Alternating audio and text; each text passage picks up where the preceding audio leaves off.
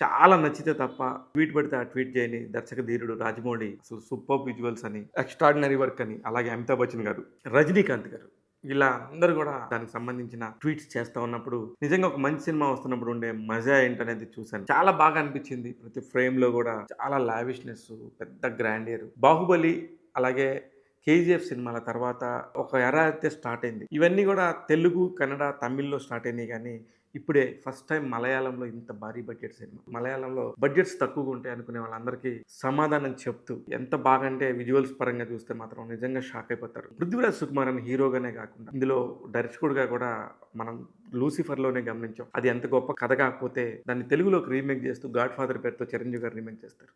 మీరు ఆలోచించండి. ఇట్లాగా అనేక బ్యూటిఫుల్ ఎమోషన్స్తో కూడిన ఒక ట్రైలర్ కట్ చేశారు. చాలా లావిష్ ఫ్లైట్స్, అసలు ఎయిర్ డ్రమ్స్, దానికి సంబంధించిన అనేక లొకేషన్స్ చాలా చాలా ఫ్రెష్గా చాలా కొత్తగా అనిపించినాయి. ఫైట్ సీక్వెన్సెస్, అలాగే మ్యూజిక్ బ్యాక్గ్రౌండ్ స్కోర్ కానీ, కెమెరా వర్క్ కానీ, ఇలా ప్రతి ఒక్క వర్క్లో కూడా ఎక్స్ట్రీమ్లీ గుడ్ లాగా అనిపించింది. ఫైనల్గా ఒకే ఫ్రేమ్లో ముగ్గురు హీరోలు కనబడుతుంటే ఒక ట్రైలర్లో మోహన్ లాల్ గారు ఒక పక్కన, పృథ్వీరాజ్ సుకుమార్ గారు మరో పక్క, అలాగే టొవినో థామస్, ఇలా ముగ్గురు కూడా మలయాళంలో ఒక సూపర్ స్టార్ రేంజ్ ఉన్నవాళ్ళు. ఈ ముగ్గురు కలిసి చేయడంతో ఒక మల్టీ లాంగ్వేజ్ సినిమాకి సంబంధించి ఇప్పుడు ఒక పాన్ ఇండియా రేంజ్ లో రిలీజ్ అవుతుంది.